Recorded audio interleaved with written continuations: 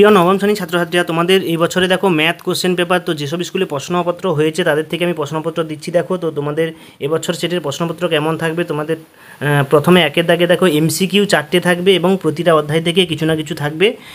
যার মধ্যে দেখো প্রথমে দিয়েছে তোমাদের লাভ ক্ষতি থেকে দিয়েছে, তারপরে উপপাদ্য থেকে দিয়েছে, দূরত্ব অধ্যায় থেকে দিয়েছে এবং ত্রিভুজ থেকে দিয়েছে। এরপর দেখো 2 নম্বরের ক্রয় মূল্য বিক্রয় মূল্য অর্থাৎ লাভ ক্ষতি থেকে দিয়েছে, এখান থেকে একটা সামান্তরিকের ধর্ম থেকে দিয়েছে। প্রত্যেকটা দিয়েছে 2 নম্বরে, টোটাল 5টা করতে হবে তোমাদের, 10 নাম্বার থাকবে, এর কোনো অথবা থাকবে না।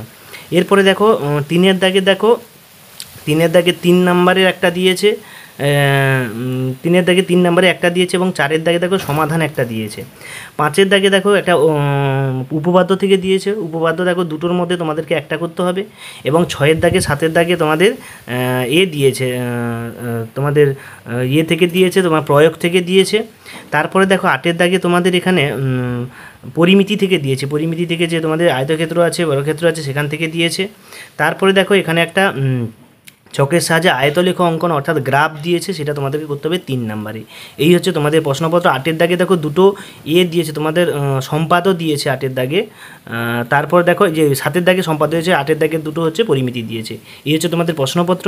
তো এই প্রশ্নপত্রগুলো প্র্যাকটিস করে তোমরা পরীক্ষা ক্ষেত্রে যাও, অনেকগুলো এর থেকে কমন পাবে। দেখা হচ্ছে পরের ভিডিওতে, পরে প্রশ্নপত্র নিয়ে আলোচনা করব।